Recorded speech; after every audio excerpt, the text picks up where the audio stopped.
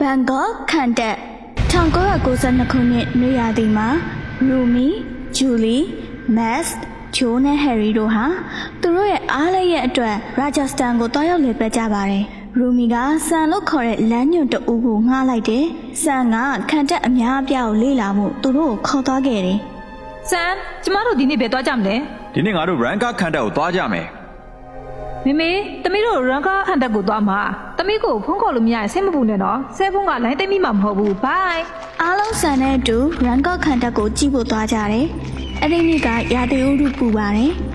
ရူမီဟာအရှိန်လျှော့လိုက်ပြီးရုတ်တရက်တယောက်ရဲ့ခြေချင်းတံကိုကြားလိုက်ပြီးတော့မိန်းကလေးတယောက်က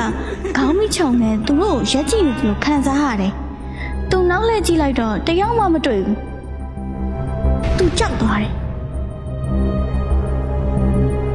လူတယောက်ရဲ့ခြေချင်းတောင်ကြားလိုက်တာရူမီဘသူမှခြေချင်းမဝတ်ပါဘူးရူမီကိုအရေးမဆိုင်ဖဲလူတိုင်းကလမ်းပြန်လျှောက်ကြတယ်ရှေ့မှာခြောက်ချားစရာခံတဲ့ဆိုရင်ဆိုင်းပုတ်ရှိရဲ့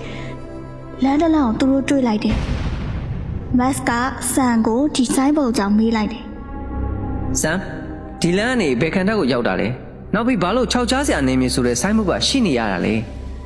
ဆန်ကခံတဲ့ရဲ့ဆိုင်းပုတ်ကိုအလံတကြားကြည့်ပြီးစကားလမ်းကြောင်းလွှဲဖို့လုပ်တယ်ဆရာဒါအသုံးဝင်တဲ့ခန်တက်ပါလုံးဝကိုပျက်စီးနေပြီဒီမှာဘာမှကြီးလို့စရာမရှိပါဘူးလူတွေကတော့တရေတွေနေတာလို့ပြောတာပဲ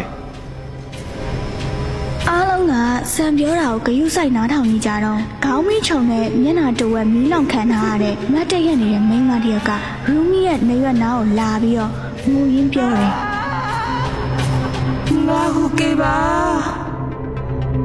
ရူမီကအလန့်တကြားဘေးပတ်ဝန်းကျင်ကိုကြည့်လိုက်ပေမဲ့ဘသူ့ကိုမှမတွေ့ဘူးသူလဲနင်မသူလဲအားလုံးကရူမီကိုတအံ့တအောကြည့်လိုက်တယ်မတ်ကသူ့စီလာပြီးမေးတယ်အစင်ပြေးလားရူမီငါနေမကောင်းသလိုပဲပြန်အောင်ရူမီရဲ့ကျမ်းမာရေးပိုဆိုးလာလို့အားလုံးဟိုတယ်ကိုပြန်ဖို့လုပ်ကြတယ်ရုတ်တရက်မတ်ရဲ့မျက်လုံးတွေကနှိလာပြီးတော့သူ့ကိုယ်ထဲကိုကြောက်စရာတရေကဝင်ပူးလိုက်တယ်မတ်ကတရေဟန်နဲ့စကားပြောတယ်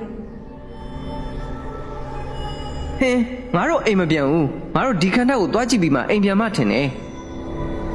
ဘာပြောနေရလဲဆရာအဲ့ဒီကိုတွားအနေနဲ့များမှာပေါ့ငါတို့တွားမယ်လို့ပြောပြီးပြီအခုပါဇက်ပိတ်ပြီးငါတို့ခန်းတက်ကိုခေါ်သွားပြီးအင်းမ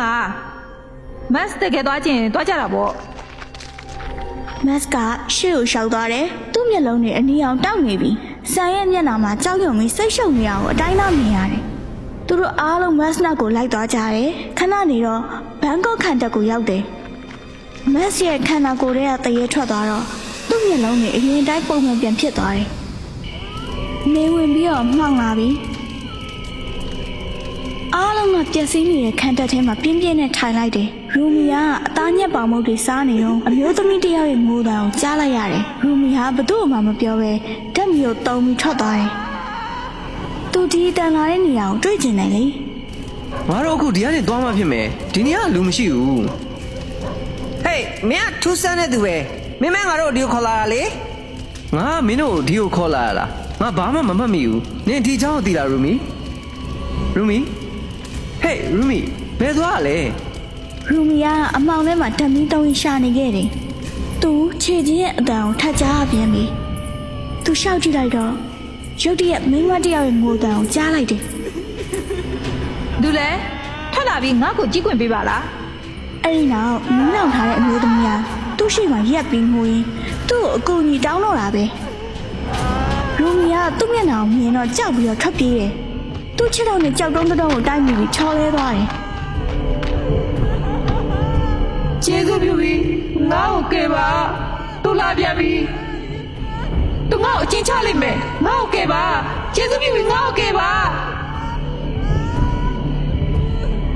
ရူမီရဲ့ရှေ့မှာကြောက်စရာတရေတကောင်ပေါ်လာတယ်သူ့ကိုကြည့်ရင်လည်းသတိလစ်သွားတယ်သူတို့အားလုံးကရူမီကိုခံတဲ့အပြင်ဘက်မှာရှာကြမိမယ်တရားမှသူ့ကိုရှာလို့မတွေ့ဘူးအချိန်နဲ့ကြာတော့ဒေါင်းတောင်မှာသတိလစ်ပြီးလဲနေတဲ့ရူမီကိုတွေ့လိုက်ရတယ်။သူကစက်သေးသေးပြီးခရောင်ကရမ်းပြောတယ်။တားထွက်ကမင်းသမီးရန်နာဘီကိုတက်လိုက်